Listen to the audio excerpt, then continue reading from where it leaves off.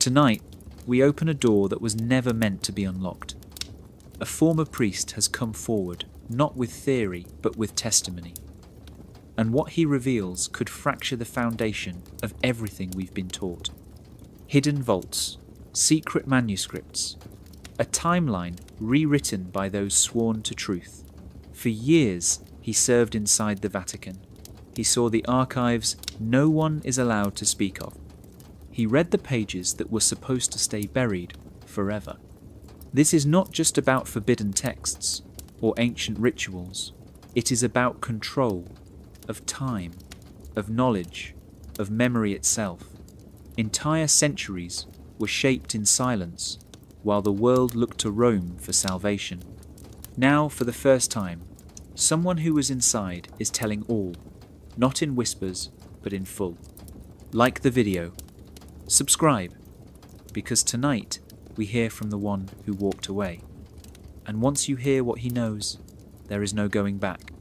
They say the church never forgets, that once you wear the collar, it marks you forever. But what they don't say is what happens when the collar starts to choke you. I was once part of it. I prayed in Latin. I walked the echoing halls of ancient stone. I believed with all my heart, but the truth has a strange way of finding cracks. And once it seeps in, it never leaves. I didn't leave the church because I lost faith in God. I left because I saw what was being hidden in his name. There are rooms in the Vatican that most priests will never enter, corridors beneath corridors, keys handed only to a few. I was one of the few. At first, I thought it was a privilege, a reward for loyalty. But the deeper I went, the more the light faded, until all that remained were questions no one was willing to answer. There was one night I remember clearly. A storm had hit Rome. The power flickered, and I was called to assist in a section of the archive most people don't even know exists. No photos, no phones, just silence and dust, and a smell like dried blood on old parchment. I saw scrolls older than any history book I'd studied, languages I couldn't read but somehow understood, pages that told a different story of creation, of time, of us. That night something changed. It was like staring into a mirror and seeing a stranger looking back. I knew then that the version of history I had been preaching was not the whole truth. It wasn't even a half-truth. It was a performance. And we were all actors, reading from a script written long before we were born. I kept quiet for months. I went through the motions. I led Mass. I offered confessions. I smiled in the presence of bishops who held secrets behind their eyes. But inside, I was crumbling. The lies weren't just in the texts. They were in silence. In the books we were told not to read. In the names removed from the records. In the years that simply vanished. Eventually, I walked away. No ceremony, no goodbye. I left my collar on the altar and stepped out into the night. Since then, I've kept my head low, but I can't stay silent anymore. There are things the world needs to know. Not to tear down faith, but to rebuild it on something real. Not fear, not control, truth. This is my confession. Not the kind whispered in a dark booth. The kind spoken loudly under open skies.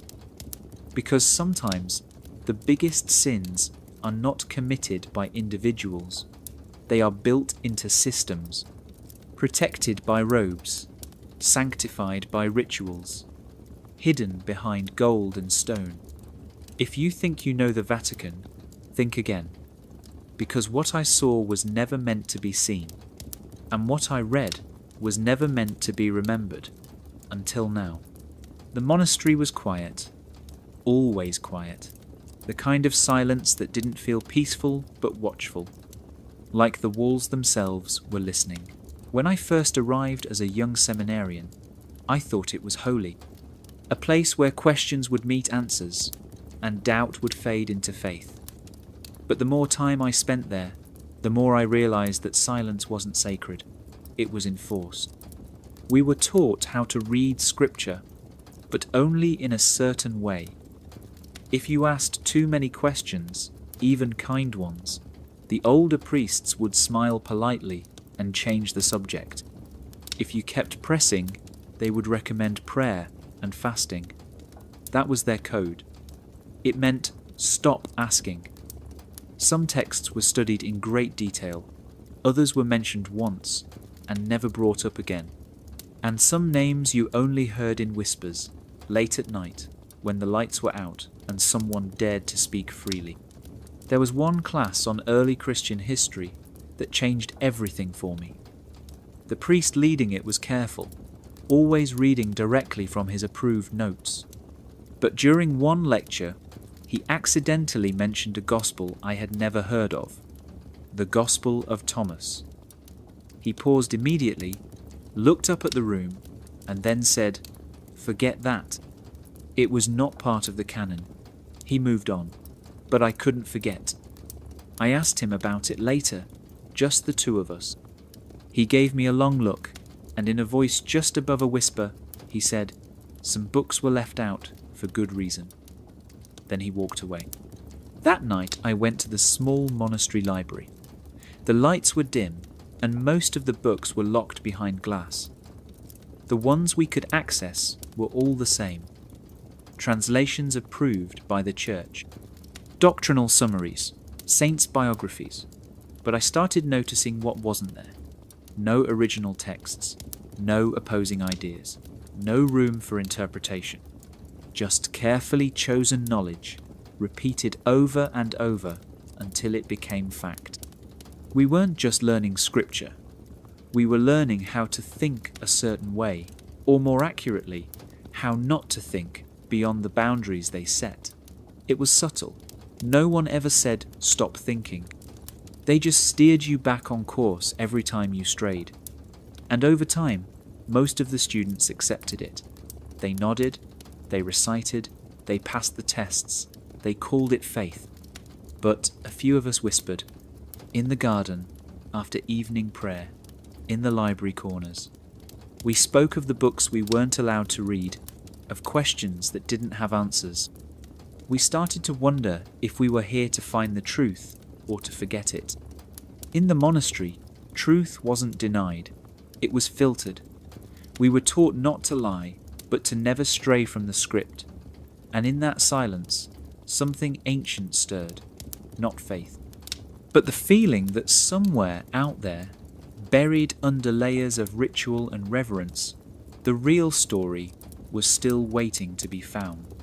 It was never marked on any map, no hallway sign, no mention in the catalogue, but everyone in the Vatican knew it was there. They just didn't speak of it, like a ghost room built into the stone long ago, hidden in plain sight. I found it by mistake. I had been assigned to assist an archivist deep in the Vatican library.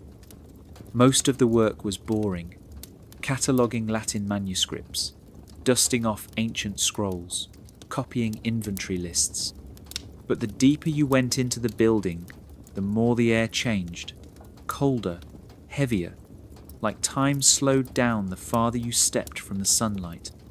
That day, I was wheeling a cart of books down one of the basement corridors when I noticed a side passage I had never seen before.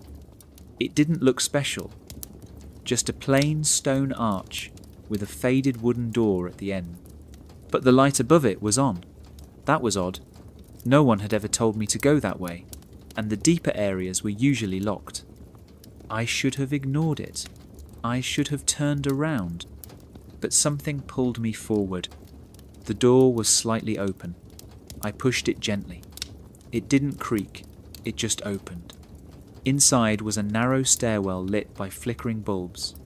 No guards, no cameras, just silence. At the bottom was a thick door made of iron and wood. It had no handle, but it wasn't locked. I pushed it open and stepped inside. It wasn't like the rest of the library. There were no neat shelves or labelled rows, no signs pointing to scripture or saints. This room was chaotic. Scrolls stacked in piles, books without titles, manuscripts written in languages I didn't recognise. Some weren't even stored properly. They were laid out on tables like they'd just been read and abandoned. And the smell, not just dust. It smelled like age itself, like things left untouched for centuries. One parchment caught my eye. It was covered in symbols I had never seen. Circular patterns, star charts, notes scribbled in Latin, Greek and something else. Something older. The words weren't just telling a story. They were warning someone. I felt it, deep in my chest. Like whatever this was, it wasn't meant to be read casually. I didn't hear the door open behind me, but suddenly I wasn't alone. A figure stepped into the room. An older priest. He didn't yell. He didn't look surprised. He just stared at me for a long time. Then he said one thing. "You were not meant to see this." He didn't explain. He didn't threaten me. He just walked over, took the manuscript from my hands, and gestured for me to leave. I never spoke of it again. Not to anyone. But from that moment on, I knew. The Vatican doesn't just guard history. It edits it. It curates it. And sometimes it buries it so deep that even those who serve inside its walls forget what they're protecting or why. It started with a footnote, a tiny line in a massive theological commentary we were assigned to read during training. It mentioned a verse that didn't appear in our version of the Bible. At first, I thought it was a printing error, but then I noticed something strange. That verse existed, just not in our translation, and not in any version the Church allowed us to use. That tiny discovery became an itch I couldn't stop scratching. I began comparing Bibles, the Latin Vulgate, the Greek Septuagint, the Coptic versions, even early Syriac fragments. And slowly, a pattern began to emerge. Certain stories changed tone. Certain names disappeared. Entire passages were shortened or reworded. Some texts had warnings. Others had endings that felt incomplete, like someone had carefully trimmed the edges so the whole thing would fit inside a box. There was one night I'll never forget. I had managed to get my hands on a copy of the Gospel of Thomas. Not through official channels. It had been scanned from a crumbling manuscript found in Egypt and translated by independent scholars. It was raw. It didn't tell the story of Jesus like the others did. There were no miracles, no resurrection, just sayings, deep, mysterious, challenging. And what struck me most was how it painted a completely different picture, not a saviour from above, but a teacher of inner truth. A man telling people to look within, not to follow blindly. I brought it to a senior priest I trusted. He didn't even open it. He just looked at the cover and told me it was heretical, dangerous, not because it was false, but because it wasn't meant for public eyes. He told me the church had made a decision long ago to protect the faithful, to keep the message clean and simple. He said, the early councils decided what was holy and what was not, what was inspired and what was inconvenient. That word stayed with me. Inconvenient, not untrue, not evil, just something that didn't fit. I started digging deeper. The Gospel of Mary Magdalene, the Book of Enoch, the Gospel of Philip. All of them are real. All of them were excluded. Some hinted at divine feminine energy. Others talked about the stars and cycles of time. Some challenged the idea of sin itself, and every one of them had been hidden away, not destroyed, just buried, kept behind walls, or rewritten in languages no one could read without permission. It became clear that the Bible as we know it is not a perfect record. It's a curated collection, chosen by men, edited over centuries, translated in ways that served a purpose. To guide faith, yes, but also to shape power. When people say the Bible is the Word of God, they don't realize how many human hands touched it first, how many voices were silenced, how many truths were filed away under the label of heresy. And maybe the scariest part isn't that pages are missing, it's that we were never supposed to know they were gone. It was supposed to be a normal lesson, just another dry lecture on church calendars and holy days, but something didn't sit right. We were being taught how Easter is calculated. It's based on the first full moon after the spring equinox. Simple enough. Until one student raised his hand and asked a question no one had ever dared ask before. What if the stars don't line up with those dates anymore? The room went quiet. The priest teaching us smiled, but didn't answer right away. He shifted in his chair. Then he muttered something about tradition and authority. That was the first red flag. If the church claims to follow the heavens, then why were we ignoring what the sky actually shows? That night, I stayed behind in the library. I found an old almanac and started comparing dates. The more I looked, the more confused I got. According to astronomy, the spring equinox had drifted, slowly, quietly, over centuries. What used to happen in Aries now happens in Pisces. And yet the church still claimed everything was perfectly aligned. It wasn't. Not even close.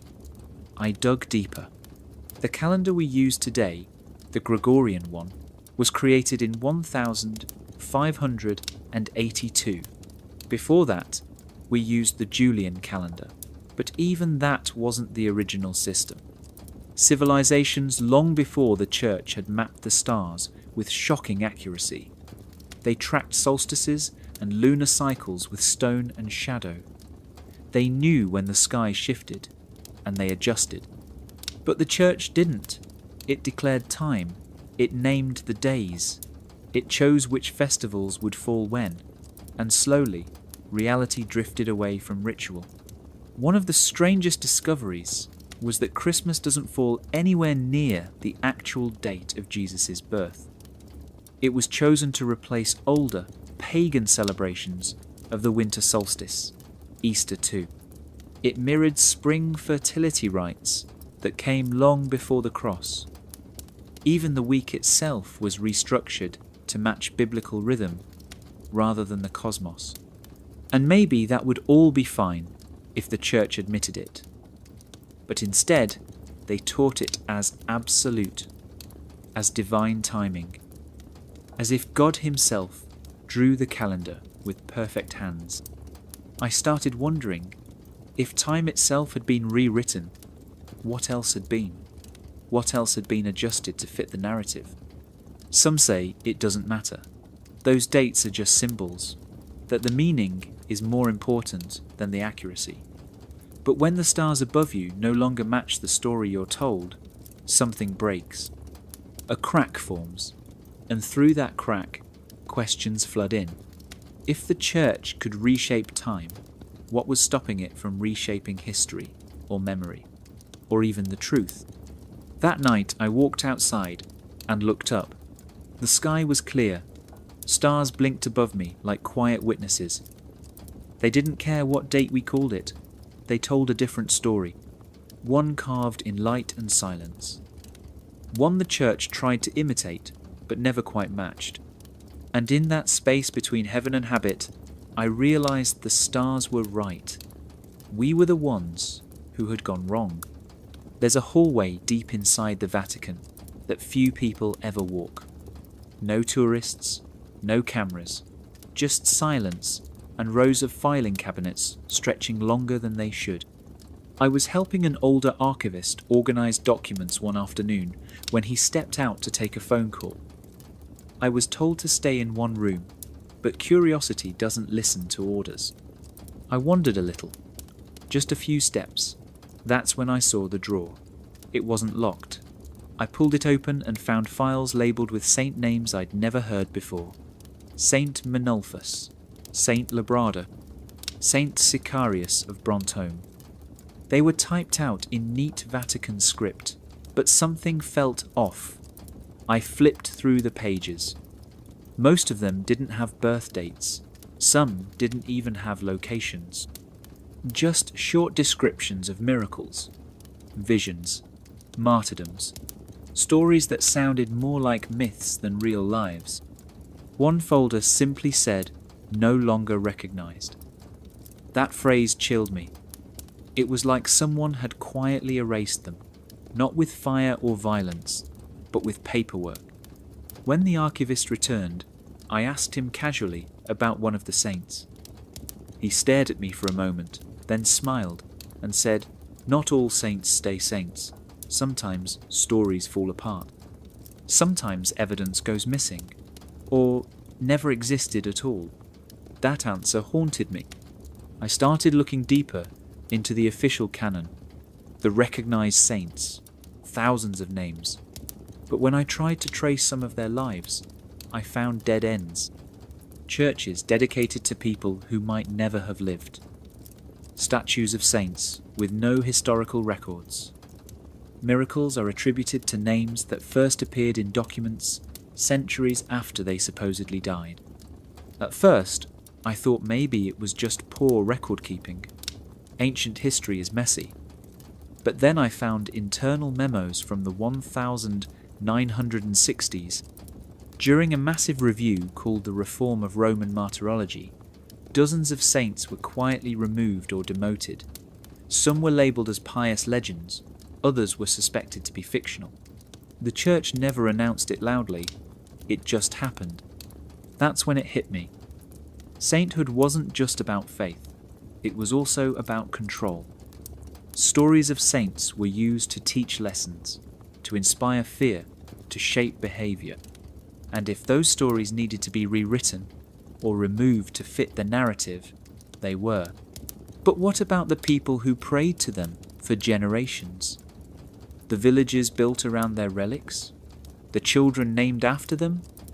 What happens when your protector is declared imaginary? It made me wonder how many other names had been created or erased without anyone knowing. How much of our history was based on figures that only existed on parchment and in sermons. The church didn't need to burn books when it could just close the file and move on. And sometimes the most dangerous stories aren't the ones that get told. They're the ones that disappear quietly, with no one left to ask why. That day, I realised the saints weren't just holy, they were edited. And in the margins of those edits, a different history was hiding. The first time I saw the chained books, I thought it was just for preservation. Old leather bindings, heavy iron clasps, thick chains bolted to stone desks. But then I noticed something strange.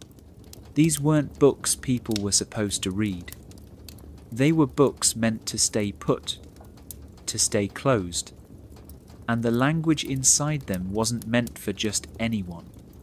It was Latin, but not the kind we learned in seminary.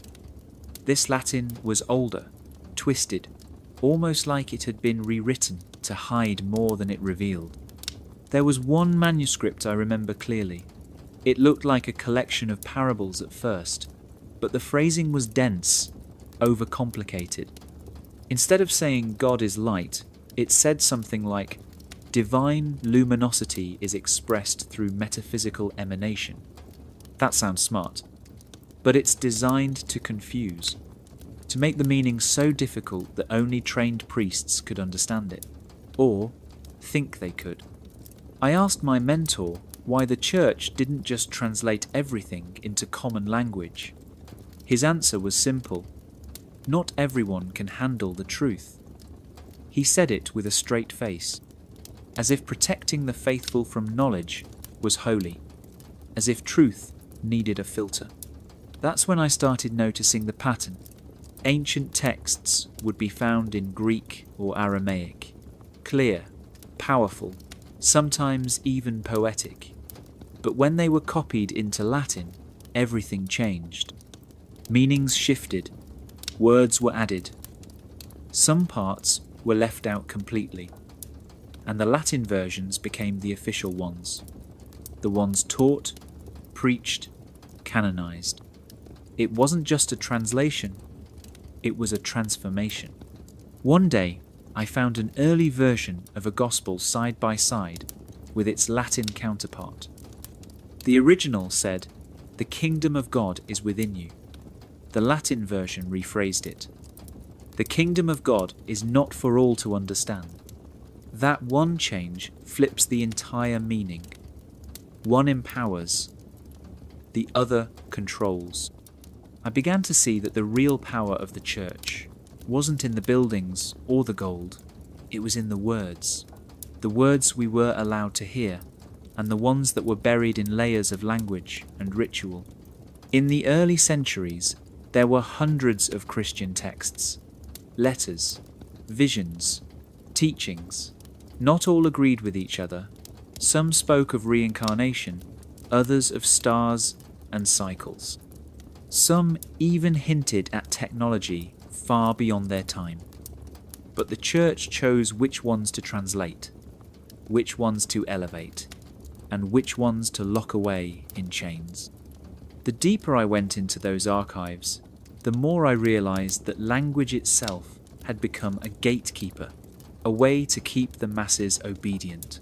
If you can't read the rules, you can't question them. It's not that the truth was destroyed, it was encoded, hidden in plain sight, wrapped in Latin few could read, and even fewer could truly understand.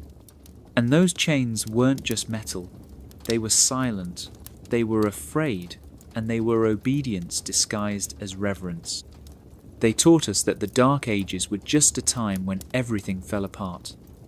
After Rome collapsed, the world forgot how to think, how to build, how to dream. People stopped reading. Science vanished. Progress hit pause. But what if that story isn't true? What if it wasn't just darkness by accident? What if it was darkness by design? That idea hit me late one night while reading an old lecture transcript buried deep in the Vatican archive. It wasn't even classified, just forgotten. The professor had argued that the early Middle Ages weren't as primitive as we're told. He said people didn't just lose knowledge, they were kept from it. At first, I thought he was exaggerating, but then I looked into the records, and the gaps were huge. For almost 300 years, we have almost no original writings, no confirmed inventions, no clear history. As if time just dimmed. That's when I found the theory no one likes to talk about, the phantom time hypothesis. It suggests that entire centuries may have been added or erased from history. That kings and popes work together to rewrite timelines, to hide things, or to give themselves more power. It sounds crazy until you realize how much of our calendar was set by popes. How many dates were changed without evidence? How many documents we rely on are copies of copies of copies? But even if time wasn't faked the way that theory claims, one thing is clear. The church controlled what survived. Books that challenged doctrine were burned. Scientists who questioned too much were silenced. Whole libraries were wiped out in the name of purification, and the few places that still held ancient knowledge were turned into monasteries where only monks could read. The average person wasn't allowed to own scripture, or to study astronomy, or to ask where certain ideas even came from. Knowledge became a privilege, and ignorance became holiness. Some inventions we think were created in the Renaissance had already existed centuries before, but they were forgotten or buried. Glass lenses, advanced maps, mechanical devices, all gone. And then suddenly rediscovered as if they appeared from nowhere, but they didn't. They had been suppressed, hidden in vaults, or destroyed to keep control. The more I read, the more I realize that the so-called Dark Ages weren't dark because of chaos. They were dark because someone dimmed the lights. When truth threatens power, it becomes dangerous. And in those centuries, when the church was growing stronger than any king or emperor, it decided what was sacred and what was sin, what was remembered and what was erased. It wasn't a time without knowledge. It was a time without access. And that's the real danger of forgetting. Not that things are lost, but they are hidden, on purpose, in the name of order. And once you see that pattern, it's hard to unsee it. Because then you start to wonder how much of what we call history was actually memory rewritten. They told us the Jesuits were scholars, missionaries, men of learning and discipline. They dressed simply, spoke softly, and always acted as if they served a higher cause. But behind the public image was something far more secretive, something most priests never learned, something I only heard about after I had already taken my own vows. The Society of Jesus was founded in the 1500s, and from the beginning it was different. Jesuits weren't just priests, they were soldiers, trained in obedience, strategic thinking, and absolute loyalty. We all knew about their basic vows, poverty, chastity, and obedience. But whispered among the older clergy was a fourth vow, one you don't read about in catechism books, one only taken by a few, and only behind closed doors. The fourth vow is simple in words, but massive in meaning. It is a vow of obedience directly to the Pope, not just in spiritual matters, but in missions, in politics, in silence. Those who take it promise to go wherever the Pope sends them, to do whatever is asked, no questions, no hesitation. And the things they're asked to do rarely show up in the history books. I spoke once with a Jesuit who had served in multiple countries, always under different names. He said his work was spiritual, but when I pressed him, he gave a strange smile and said, "Spiritual warfare takes many forms." Then he looked away, like he had already said too much.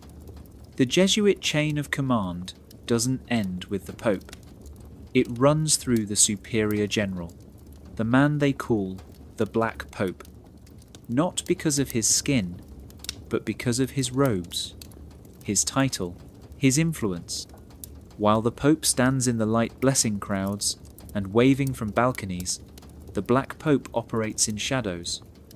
Few people know his name. Fewer still understand his power. He commands thousands of Jesuits across the globe, their schools, their missions, their networks. And while they preach discipline and devotion, they also gather intelligence. They influence politics. They sit in rooms where laws are written and wars are planned. Always quiet, always present. The fourth vow binds them not just to God, but to an invisible hierarchy of control. And once you take it, there is no turning back. You don't speak of what you do. You don't question your orders. You move like a ghost through the systems of the world, leaving no trace. And if you disobey, you disappear. Some say this is all legend, that the Jesuits are just educators and servants of faith. But I have seen the documents. I have read the unspoken codes. I have met men who were never introduced by their real names. The Church hides many things, but the Jesuits don't just guard the secrets, they enforce them. And the fourth vow is the lock that keeps it all in place.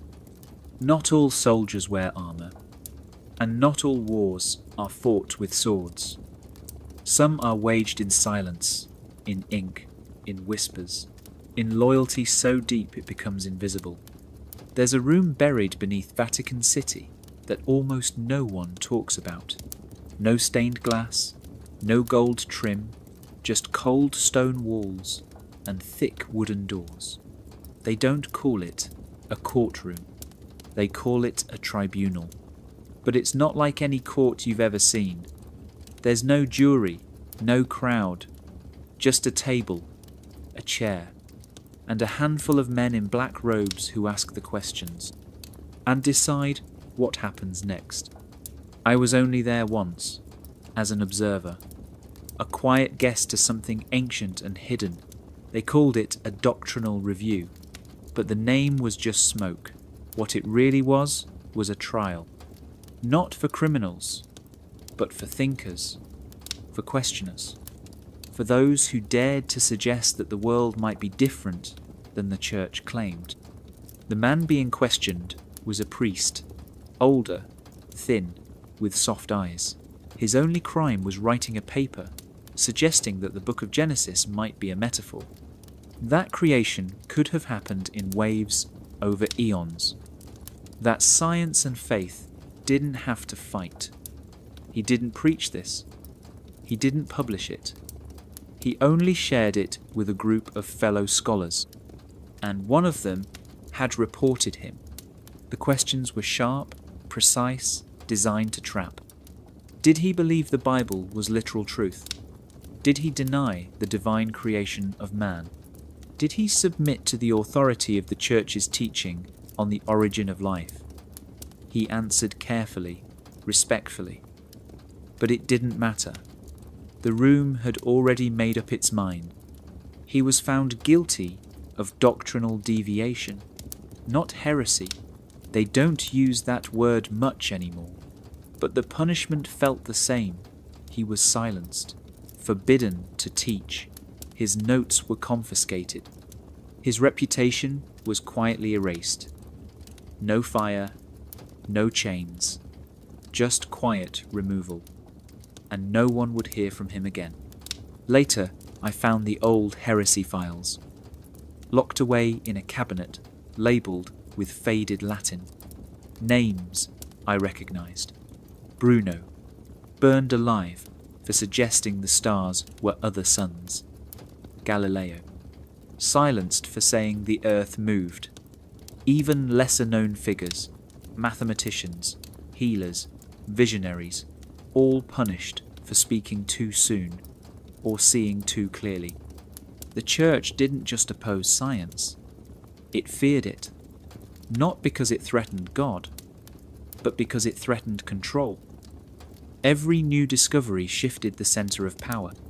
Every new theory challenged the idea that only the church held the keys to truth. Some of the files included transcripts of confessions, some given under pressure, some given under torture.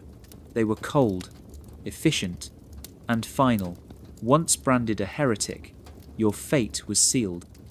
And centuries later, many of their ideas would turn out to be right. What scared me most wasn't just the past, it was how easily those structures still existed. The rituals, the silence, the quiet trials in forgotten rooms. Not every prison has bars.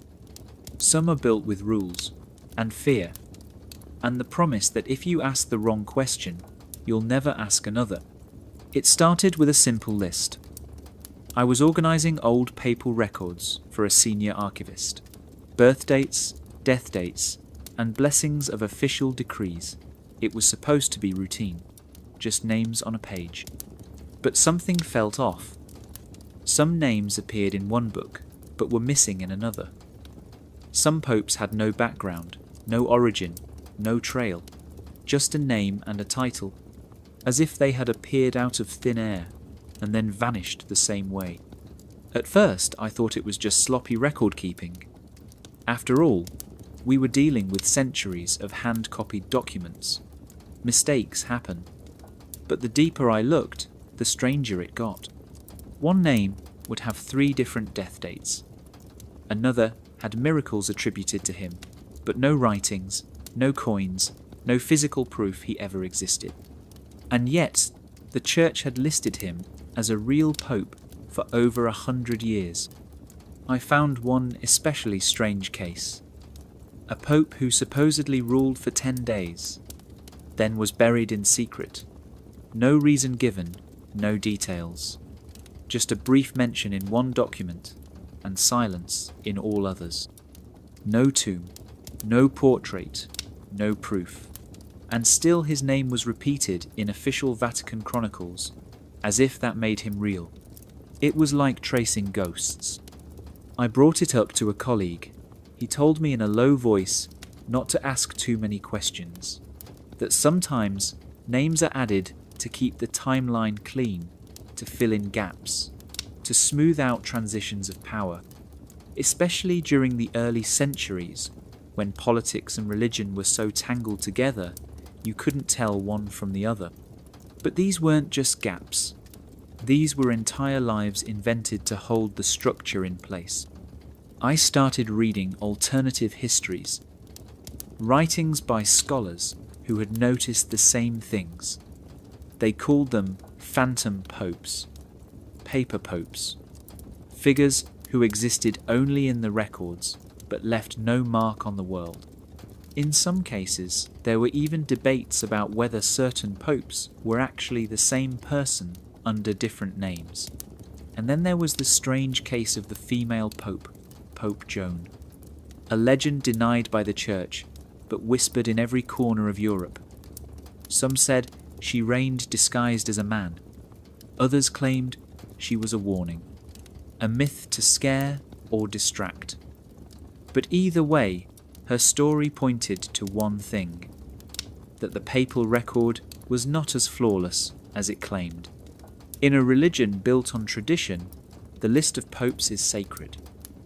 It is supposed to be the unbroken line from St. Peter to today, a golden chain of authority.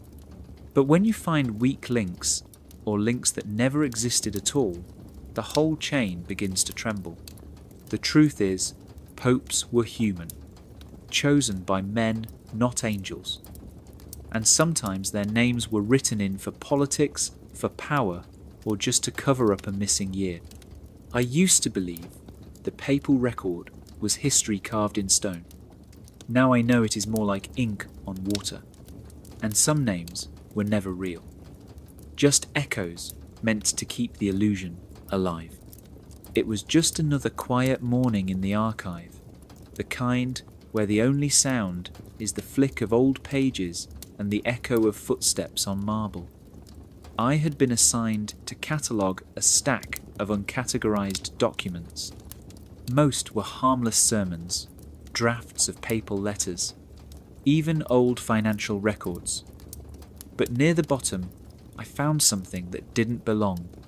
No label, no seal, just a worn envelope with a single symbol pressed into the wax. Not the cross, not the papal crest, something older, something I had never seen before. Inside was a document written in perfect Latin, but in a style that felt rushed and almost panicked. The handwriting changed halfway through, like more than one person had worked on it. The first few pages were confusing lines about astronomy timelines and celestial alignments. But then the tone shifted. It started talking about a recalibration of time itself. Dates moved, events reassigned, centuries blurred. It listed popes and emperors who were relocated on the timeline as if history were a puzzle board being rearranged behind closed doors. Some events had been duplicated under different names in different regions. Others were completely fabricated to cover long stretches of silence. They called it necessary for the stability of the Church, a correction for the faithful. My hands started shaking as I read. One section detailed how certain documents were to be altered before being placed in public archives, while the originals were to be sealed in the secret vault.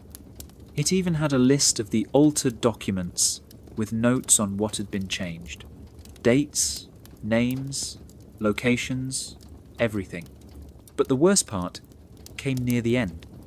A paragraph in red ink warned that if the truth ever surfaced, it would unravel not just church history, but the fabric of Western civilization. The idea of progress, the legitimacy of monarchies, even the credibility of science and astronomy. It said most would never believe it anyway. That the illusion was too strong, too deeply woven into culture, education, and memory. I didn't know what to do. I could pretend I hadn't seen it. I could report it and let it vanish again into the vaults. But something in me cracked. I thought about the students learning history from books that were carefully edited, about people shaping their faith around timelines that had been adjusted like theatre scripts. I thought about everything I had already seen, the chained knowledge, the ghost pops, the missing saints. This was the last straw. I left the archive that day and never returned. I didn't pack. I didn't say goodbye. I just walked away. Because once you see the blueprint behind the illusion, you can't go back to pretending it's real. And maybe that's why they hide it. Not because the truth is too terrible, but because once you see it, you start asking questions. And that's what they fear the most. A world full of people who ask why. History is supposed to be a chain of events. One year leads to the next, like footsteps across time. But what if some of those steps were faked? What if entire centuries were added on purpose? That idea sounds insane until you look closely at the cracks. And once you see them, you can't unsee them. They call it the phantom time hypothesis. The theory says that nearly 300 years of our calendar never actually happened. Specifically, from around 614 to 911 AD. That gap includes a whole bunch of events and rulers, including the early rise of the Holy Roman Empire.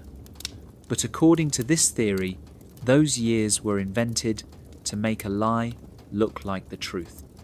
At the centre of it all are two names, Otto III and Pope Sylvester II. Otto was a powerful emperor in medieval Europe, ambitious, smart, and obsessed with Rome's golden past. He wanted to rule not just as a king, but as a Roman emperor. But there was a problem. He wasn't living in a time that matched that kind of title. So with the help of Pope Sylvester, they allegedly came up with a solution.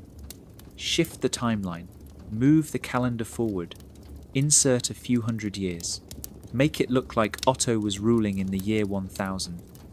A symbolic number, a holy number, a number that made his reign feel destined, powerful, chosen. This wasn't just about ego, it was about legitimacy. If Otto could link himself to the glory of Rome and claim divine timing, he would be more than just a king, he would be a myth. Pope Sylvester was no ordinary pope.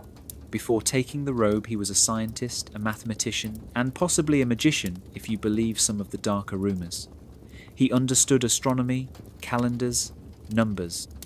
He would have known how to manipulate the system without anyone noticing. And back then, most people couldn't read. They didn't own calendars. Time was told by the church, by bells and feast days. So when the authorities said it was now the year 1000, people believed it. And history adjusted itself around the lie. But the evidence of the forgery is still there if you look. Archaeologists have noticed that there are very few reliable artifacts from that period. Architecture barely advanced. There are fewer records than you'd expect. It's like time slowed down, or was filled in with recycled stories. Even some ancient manuscripts appear to repeat themselves. Same battles, different names, same kings in different places, like someone copied and pasted old history to make new chapters. If this theory is true, then what we call the Middle Ages might be a carefully crafted illusion, a stage play written by men who wanted to control how the future would remember the past. and the church stood at the centre of it, not just recording time, but rewriting it, one date at a time. Once you see the gaps in the timeline, it doesn't feel like history anymore. It feels like a script, and someone long ago decided how the story should go. The stars don't lie. They rise and fall with precision that no empire can fake. Long before telescopes or charts, people used the sky to measure time, to plant, to travel, to remember. And when the church began rewriting history, the stars became a silent enemy. Because no matter how many scrolls you edit, the sky keeps perfect records. I first heard the term chronoastronomy in a hidden corner of the library. It was written in a dusty notebook left behind by a visiting scholar. It means using the stars to check historical dates. Things like eclipses and comets are predictable. We can run them backward in time with math and see exactly when they happened. So if an old text says there was a lunar eclipse on the night a king was crowned, we can check that. And if it doesn't match, something is wrong. The problem is, many of the church's dates don't match. Some historians tried to speak up, quietly at first, then louder.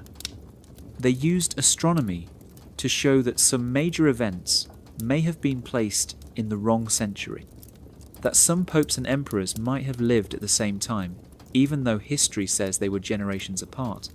These weren't just minor errors. There were deep cracks in the foundation of the calendar.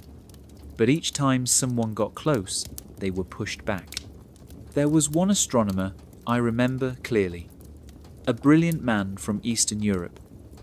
He had built a computer model of the sky going back 2,000 years.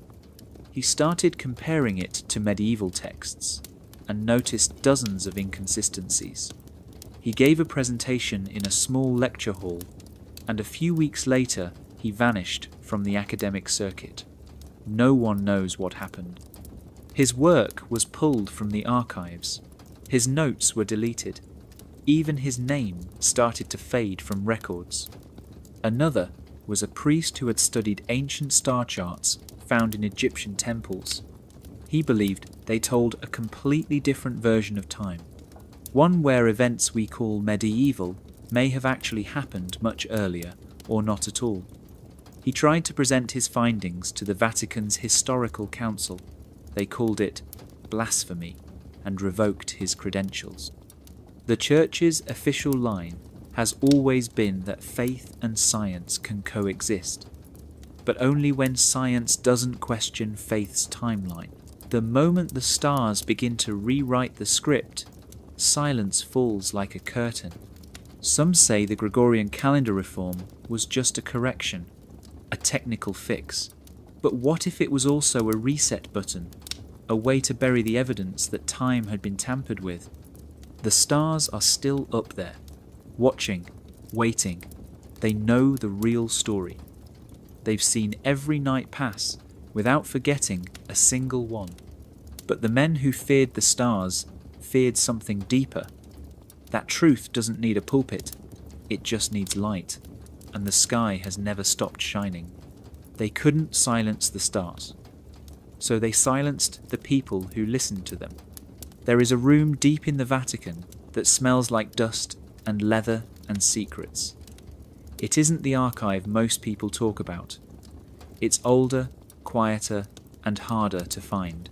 You don't see it on any official map, which is strange because that room is filled with maps, hundreds of them, maybe more, rolled up, locked in drawers, or mounted under glass. Maps that don't match what we were taught. I was only allowed in once under strict supervision. The man guiding me didn't speak much, just pointed and nodded. I was told to look but not take notes, not touch anything, not ask questions. The first thing I noticed were coastlines that didn't exist anymore. Islands drawn in the middle of oceans are now empty. Mountain ranges placed where there should be flat land. Entire continents shaped wrong. Some maps showed Antarctica without ice, with rivers and forests. Others had markings in the middle of the Atlantic that looked like cities, names I had never heard of, places that officially never existed. One map had a note in Latin scribbled in the corner. When I translated it later, it said, "Beware the lands that vanished." I saw maps that included civilizations we are told were never in contact, trade routes that crossed impossible distances, temples marked in places still unexplored today. The more I looked, the more I realized these weren't just artistic mistakes. They were windows into a version of Earth we are no longer allowed to believe in. Some of the maps were old copies of even older charts. You could see the layers of ink where different hands had tried to erase or correct certain names. But under the corrections, the truth was still there, waiting. There was one in particular I will never forget, a globe sketch from the early 1400s. It showed both Americas long before Columbus, not as blank spaces but with names of villages, rivers, and even symbols that looked like pyramids. When I pointed at it, the archivist shook his head and said that one is not for public eyes. Why would the church keep maps that contradict its own version of history? Why lock them away instead of putting them in museums? Because maps are dangerous. They show you not just where you are, but where you've been. And if enough people see the old maps, they might start asking why the new ones lie. Cartography is not just science, it's power. Whoever controls the map controls the story, the borders, the names, the memory of what once was. The Vatican doesn't just guard theology, it guards geography. And in those forgotten drawers are the roads to places we've been told never existed, or that were destroyed. Or worse, that still exist, but are hidden on purpose. Maps don't forget, they just wait to be read. And sometimes the scariest thing is not getting lost. It's finding out you were never where you thought you were. There's a strange pattern buried in the stories we're told.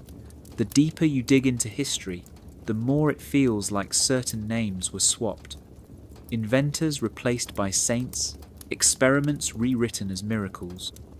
Knowledge turned into myth. As if the past was edited, not erased, just rebranded. I first noticed it while studying the records of an early monastery known for healing. The scrolls described people recovering from sicknesses that should have killed them. Bones mended overnight. Fevers broken with a touch. The local bishop called it the work of a saint. But in the margins, someone had scribbled notes in a different ink. Ingredients, temperatures, procedures. It read more like a medical journal than a divine event. Over time, I found more stories like that. A man who could purify water with crushed minerals, branded a saint after his death, but his journals talked about chemistry.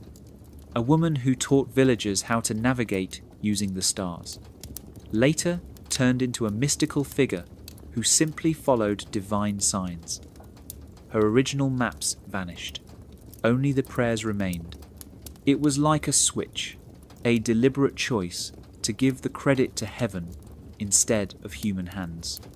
When I asked an older priest about this, he smiled sadly. He told me the church didn't hate knowledge. It just feared what happened when knowledge outpaced faith. People start asking why. And when they stop needing blessings, they stop needing the ones who bless. So instead of banning the ideas completely, they gave them new clothes, wrapped science in robes, put halos on the curious, turned tools into relics. A gear becomes the wheel of a saint. A telescope becomes the eye of heaven. A book becomes a vision.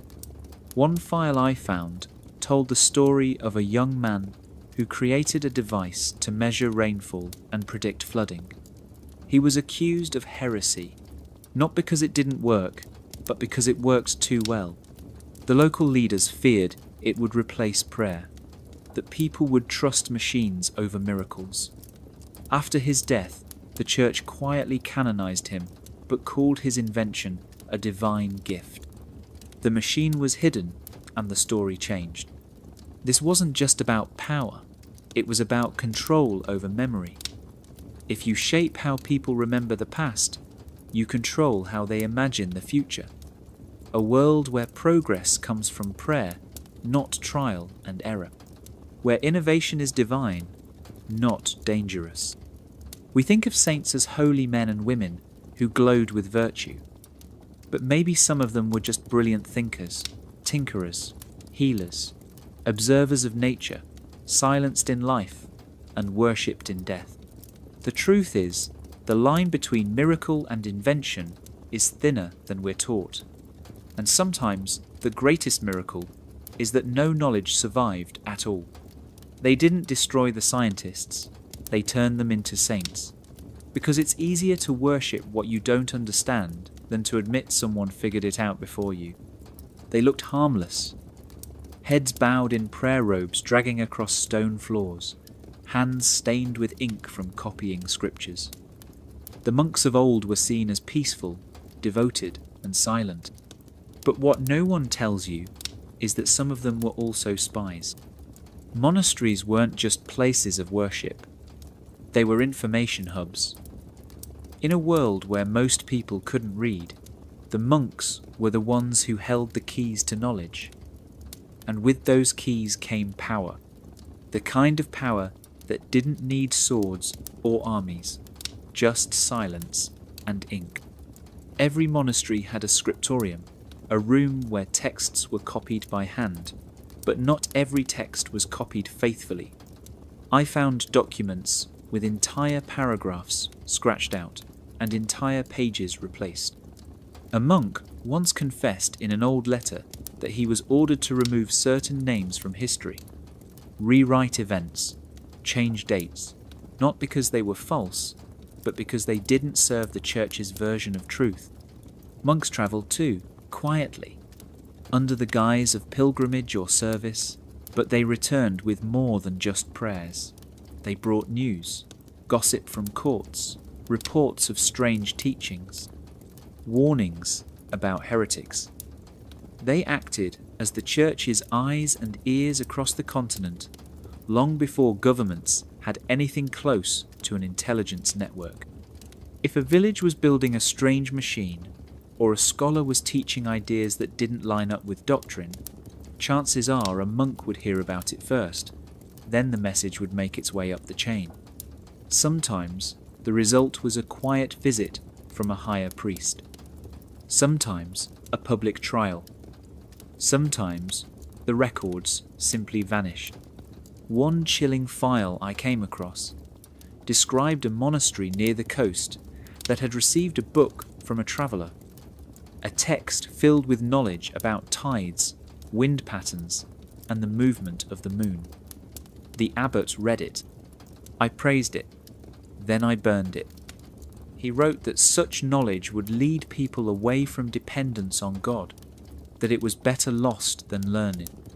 This wasn't just censorship, it was strategic memory control. There were also hidden rooms, secret vaults under certain monasteries where banned texts were kept were not destroyed. Because while the public wasn't allowed to see them, the church still wanted to keep the information, just in case. It made me rethink everything I had ever believed about those quiet, candlelit halls. The chants, the prayers, the gentle routine. Behind the peace was a network of surveillance. Behind the ink was a knife. And the most unsettling part is how effective it was. Entire revolutions of thought were stopped before they began. Not with violence, but with a whisper, a note, a missing page. The monks weren't just preserving history, they were shaping it, gatekeeping it, editing it. They didn't need to control armies, they controlled the past. And when you control the past, you shape the future. Not every monk was a spy, but enough were to make you wonder what was really hiding behind those walls, and how many truths were locked away in silence. Most people walk into cathedrals and see beauty. The stained glass, the high ceilings, the statues staring down like silent guardians. But I was taught to look deeper, not at what was shown, but at what was hidden, because inside these stone giants are messages carved into silence, messages the church never talked about. It started when I visited a cathedral known for its strange architecture. Tourists came for the bells and the candles, but I kept noticing patterns. Geometric shapes tucked into arches, perfect ratios in window placements, and carvings that didn't match the official stories.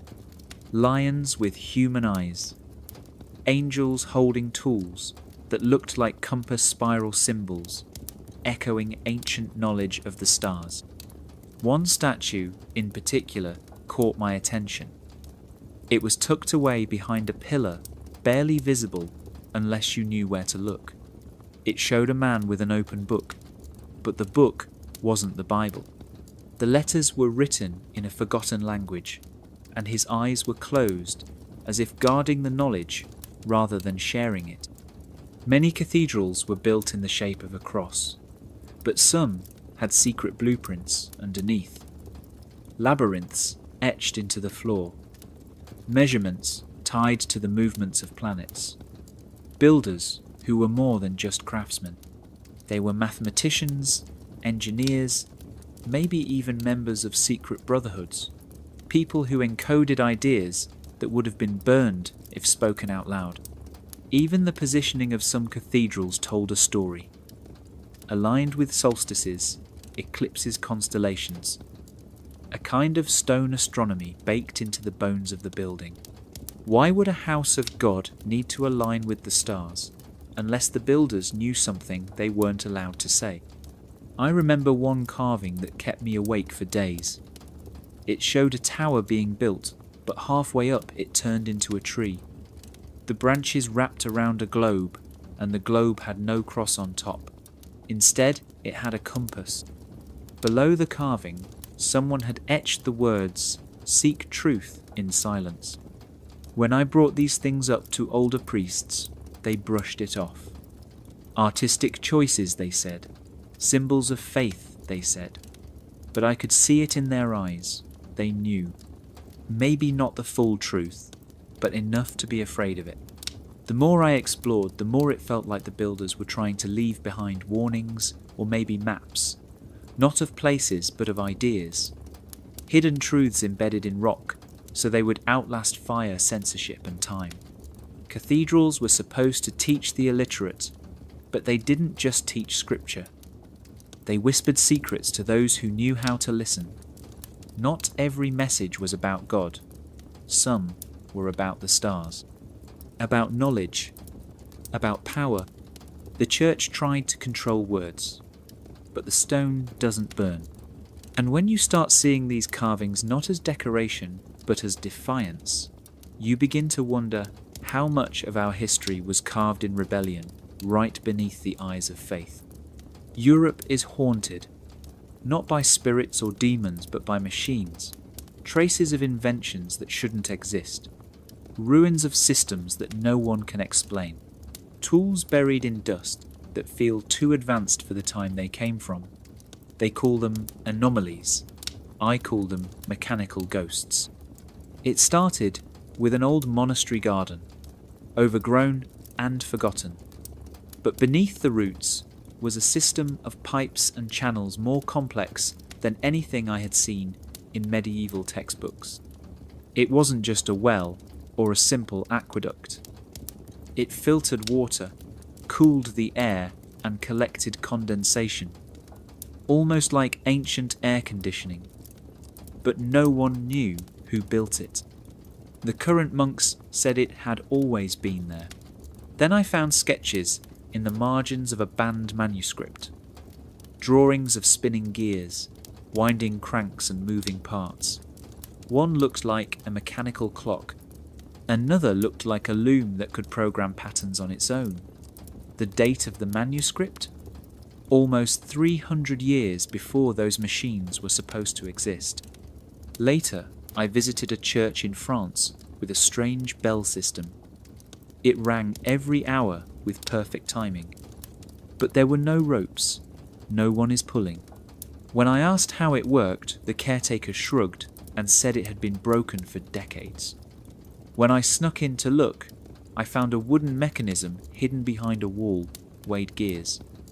Levers. It had once powered itself using water from a nearby spring. Stories like this are everywhere if you know what to ask. Villagers who talk about ancient mills that could grind grain without touching them. Bridges made of stone so perfectly carved they still haven't eroded. Locks so precise they require keys that no blacksmith can replicate. Tools buried with craftsmen that contain alloys not found in that region until centuries later. Some say these were flukes, lucky inventions by geniuses lost to time. But too many of them were hidden, buried, destroyed, or worse credited to divine miracles.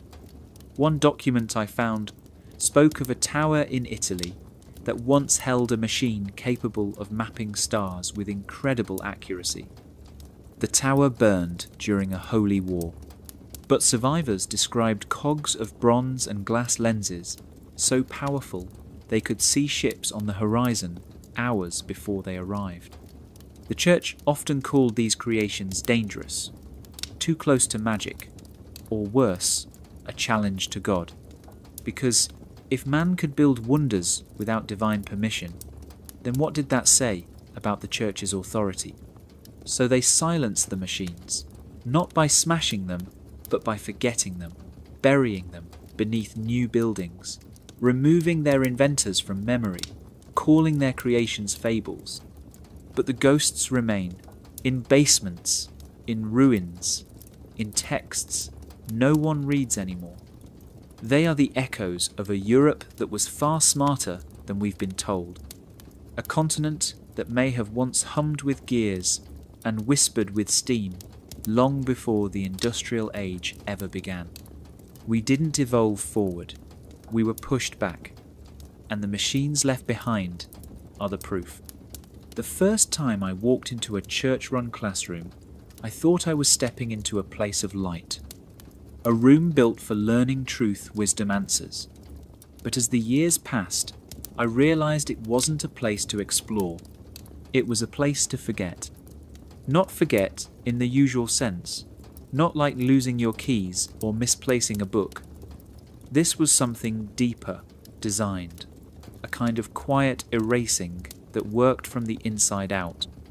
The lessons were always the same. Scripture, memorization, strict timelines, lists of saints and sinners. Questions were allowed, but only the right kind. If you asked why God created the stars, you were praised. If you asked why those stars didn't match the church calendar, you were warned. I remember raising my hand once to ask why the Bible didn't mention certain ancient civilizations we knew existed. The teacher's smile faded. He told me some things were not meant to be questioned. He moved on. That was the beginning of the silence. Every book had missing pages. Every timeline had missing years. The maps were simplified. The thinkers praised were all the same. Augustine, Aquinas, a few safe poets, but no mention of the banned ones. No mention of the astronomers, the engineers, and the rebels. It wasn't just about what they taught, it was about how they taught it. Repetition over exploration, recitation over reasoning. You were rewarded for obedience, not curiosity. For silence, not wonder. There was a chart on the wall in one classroom I'll never forget. It showed the stages of sin. At the bottom, in small letters, one word stood out: doubt. That was the core of it. Doubt was the enemy. Not just doubt in God. Doubt in anything official. Historical dates. Church leaders. Accepted facts. If you questioned the past, you were questioning the present. And if you questioned the present, you were drifting from salvation. Some of the older monks confessed to me later that they too had questions in their youth, but they buried them, because questions got you reassigned, or silenced, or sent to a monastery so remote no one would ever hear from you again. I found hidden journals in one abandoned school, tucked behind a brick in the wall, pages filled with questions from students. What really happened to Hypatia? Why do the stars not match the feast days? Why are some saints never mentioned in older texts? Why were certain inventions never taught? None of those questions had answers, but they had something else, scribbled in the corner by a different hand, maybe a priest, maybe a student, maybe someone who saw the truth. It read, "This place does not teach, it erases." And that's when I understood. The church didn't just rewrite history in books. I rewrote it in my mind. Year after year, generation after generation, until no one remembered what had been lost. The school of forgetting wasn't a myth. It was real. And most terrifying of all, it still is. Time feels simple. Days, months, years. One follows the other like footsteps in snow. But what if those footsteps were rearranged? What if the calendar we trust was built not to track time, but to control it? The Vatican didn't just shape faith, it shaped the clock. Most people don't think about calendars. We use them without question. But the shift from the Julian to the Gregorian calendar was more than just correcting leap years. It was a reset, a rewriting, a quiet deletion of days and maybe more. In 1582, Pope Gregory XIII announced the new calendar. The reason they gave was that Easter had drifted too far from the spring equinox, so they adjusted it. 10 whole days vanished. One day it was October 4th, the next day was October 15th. Just gone. People accepted it. They were told it was for accuracy. But imagine what else can be changed when no one questions lost time. 10 days this year, maybe 100 next century, maybe entire centuries, rewritten and sealed in the vaults. When I studied old documents, I noticed strange patterns, events that seemed out of sync, letters referencing rulers who shouldn't have overlapped, weather records that didn't match astronomical data. It was like the stars were telling one story and the church was telling another. Some scholars whisper about the phantom time hypothesis, the idea that hundreds of years were added to the calendar, that emperors and popes inserted themselves into history, that we are not in the year we think we are. One theory claims that Otto III and Pope Sylvester II collaborated to push the calendar forward, to place themselves in the year 1000, a symbolic act to claim power at the turn of a millennium that never actually happened. The more I looked into it, the more inconsistencies I found.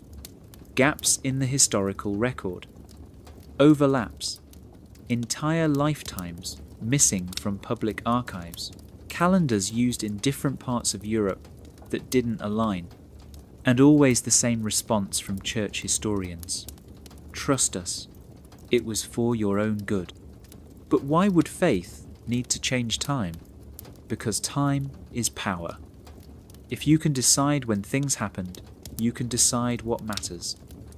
You can make some stories seem ancient and untouchable. You can make others vanish entirely. Control the calendar and you control memory. When I brought this up to a former bishop, he didn't deny it. He just said the church has always done what is necessary to preserve truth. Then he smiled and added that sometimes truth requires sacrifice. I left that conversation feeling cold, not because I was afraid of lost days, but because I was starting to see how deep the manipulation went, not just of belief, but of reality itself. Time is the most sacred thing we share. and the Vatican turned it into a tool for rewriting history and burying what they didn't want the world to remember. There's a story the church tells over and over. A town on the brink of collapse saved by a saint's touch. A statue that cries real tears. A spring that bursts from dry earth after a prayer. They call it divine intervention. But what if some of those miracles weren't from heaven at all? What if they were machines? In one dusty archive, I found a map to a ruined monastery built into the side of a mountain. What made it famous was the story of a fountain that never ran dry. Even during droughts, the water flowed. Pilgrims called it a holy spring.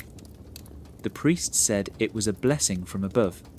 But when I finally visited what was left, I found stone channels carved beneath the ground and what looked like a system of valves. A primitive but brilliant water pressure regulator. Someone engineered that flow. It didn't need a miracle, it needed mathematics.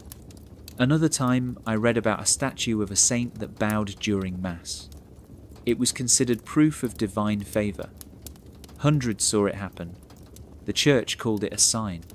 But hidden in a maintenance log from centuries later was a note scribbled in Latin.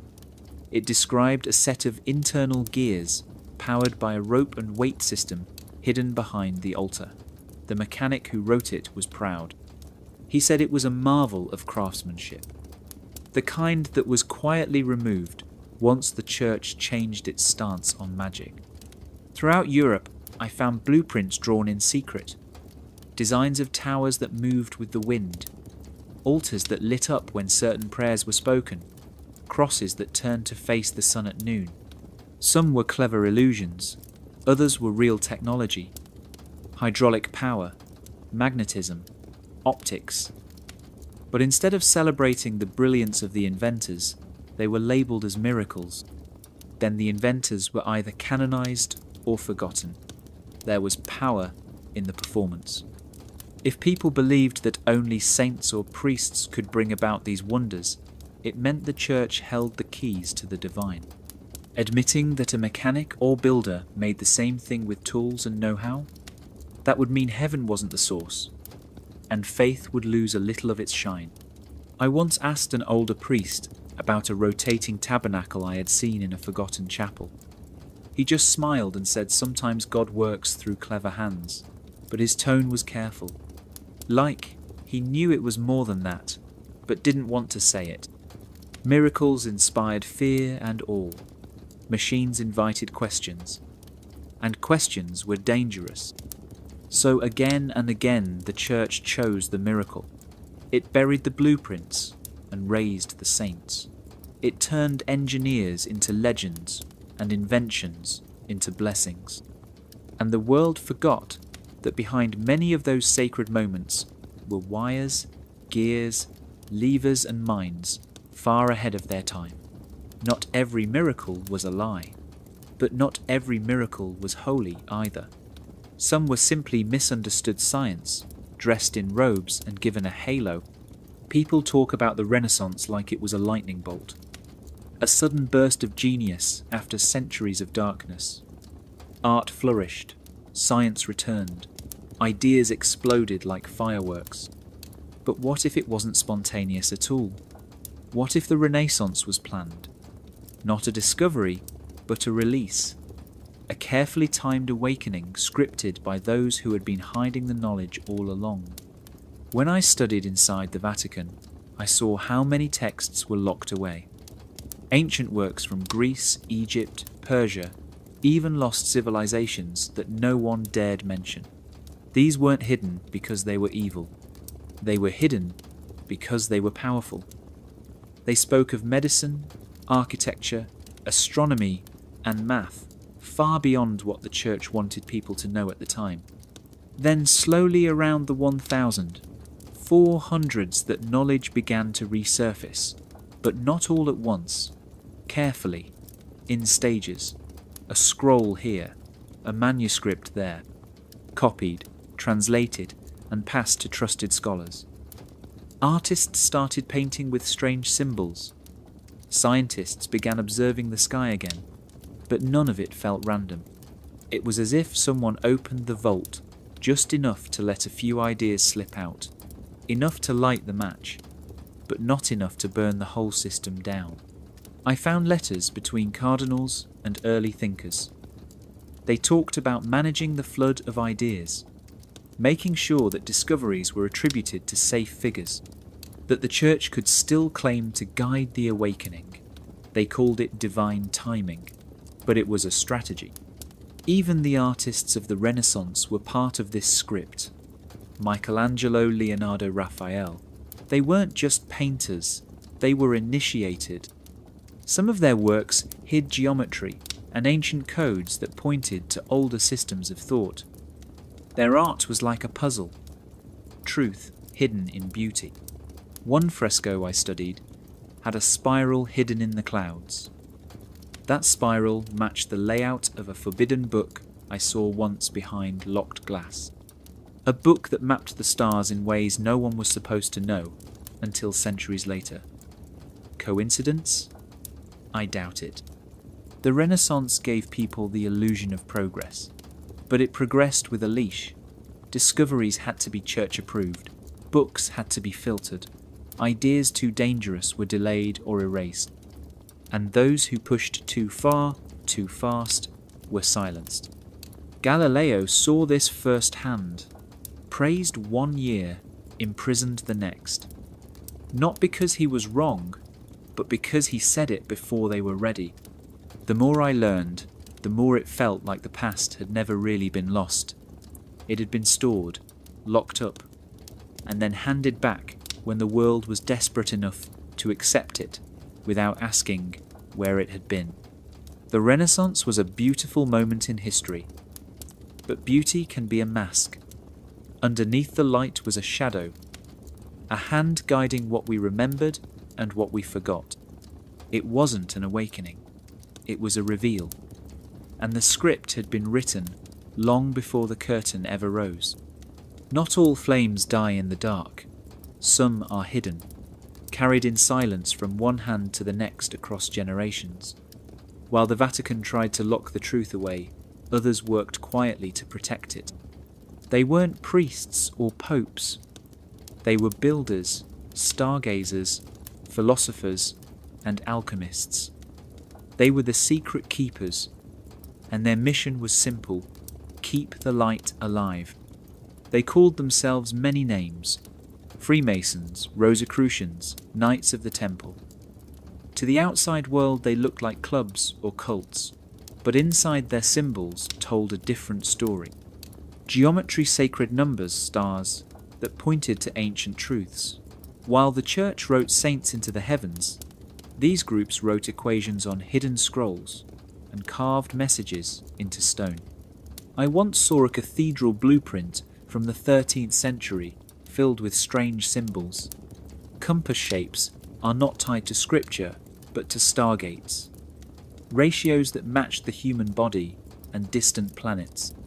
It wasn't just built for worship, it was built to encode knowledge, a silent rebellion in stone. In one dusty cellar beneath a former monastery, I found a copy of a book the Vatican had claimed was lost, an alchemical text with gold ink that shimmered like starlight. It spoke of the transformation of light hidden in matter.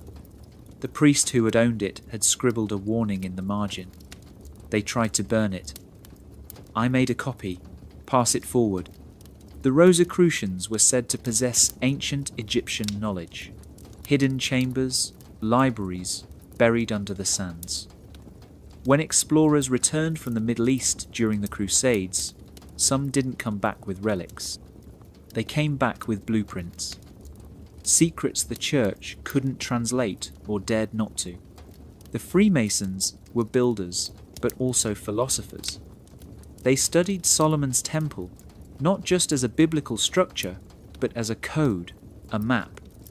They believed truth was hidden in structure, in symmetry, in light itself.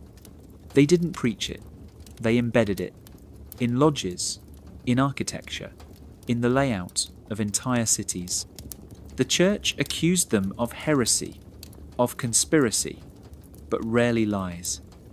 Because deep down the Church knew what these groups were preserving. Not fairy tales, not rebellion. Memory. Even alchemists, the ones mocked as dreamers searching to turn lead into gold, weren't after riches. Many were after something older. A return of lost wisdom. A way to unlock what had been sealed. I once met an old man in Portugal who claimed to be part of an unbroken line of guardians. He showed me a ring with a symbol older than any cross, a compass within a flame. He said, "We don't fight them. We wait. The truth always returns. It just needs a place to land." That's what these groups were.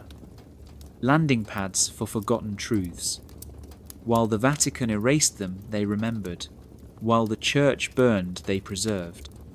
They were the return of the light. And though they were hunted, silenced and scattered, their flame never went out. It just went underground. And now, maybe it's beginning to rise again. It's one of the most guarded rooms on earth.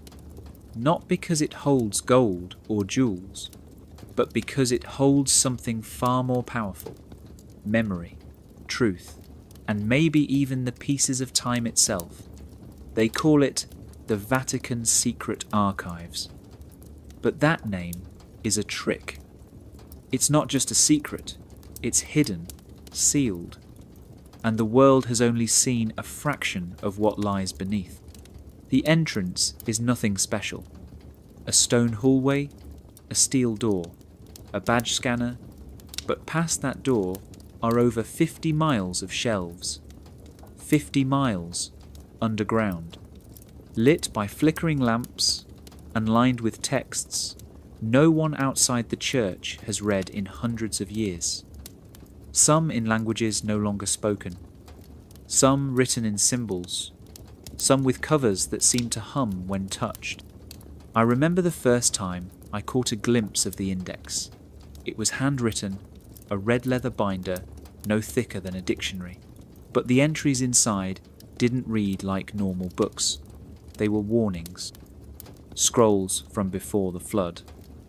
Banned gospels, testimonies from heretics whose names never made it into history books. Blueprints of machines drawn centuries before those technologies should have existed. There was even one note that simply read, "Do not touch unless approved by the Holy Office." Contents unstable. Unstable knowledge. Think about that. Words so dangerous, they need to be locked away, not because of what they are, but because of what they could do. Shift belief, rewrite history, prove we are not who we think we are.